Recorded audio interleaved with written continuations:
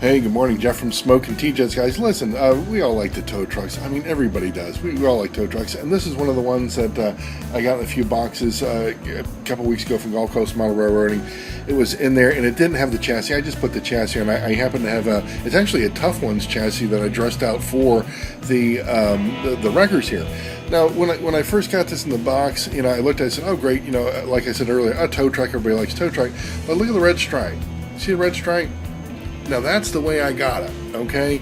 And when you're looking at that, to me, that's like they had the template on, they're spraying the red stripe, and the paint ran out, and it fizzled towards the end. Like if it was going from the back end to the front end, it fizzled out. Pardon me. Now, the next thing I saw is, right there. Look at that. How do you break that piece off? I'm going, well, damn, that, it's like we got kind of like two strikes against it. But some people like the, when Aurora makes like a slight mistake, like the paint there, like that when the spray paint runs out. Some people collect those. I do. I love that kind of stuff. But when I saw that chip there, it's like, okay, straight away, this is going on eBay.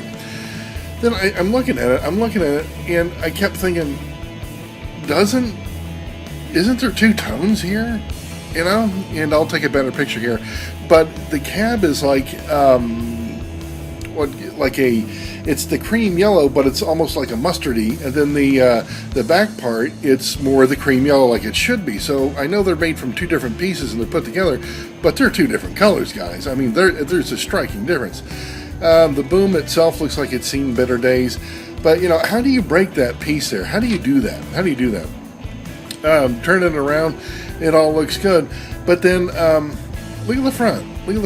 And again, I'll take some pictures. What the heck's that? How do you break that?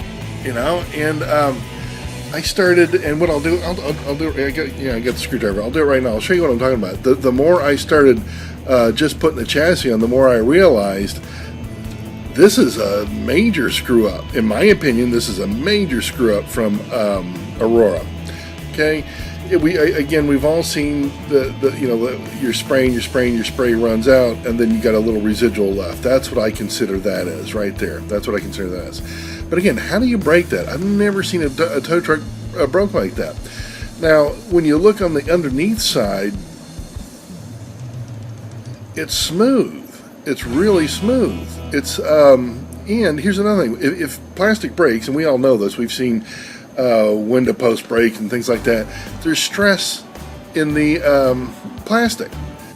Sorry about that, my camera ran out of battery life, but I was just saying there's no stress in the plastic right there at all. So that leads me to believe it was probably never there.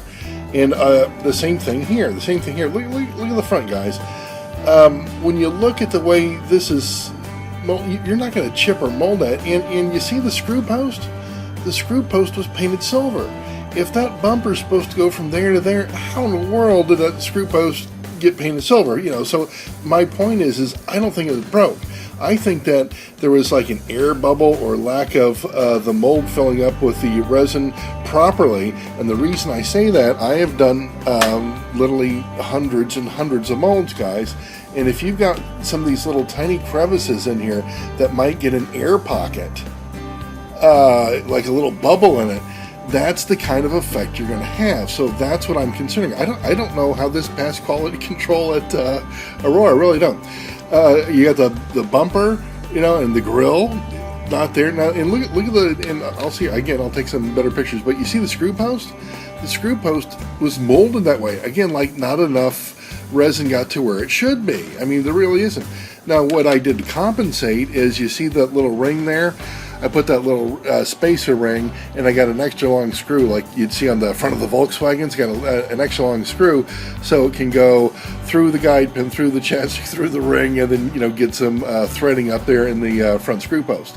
But anyways, the two-tone color, the front bumper, the piece that's I want to say chipped, it isn't there.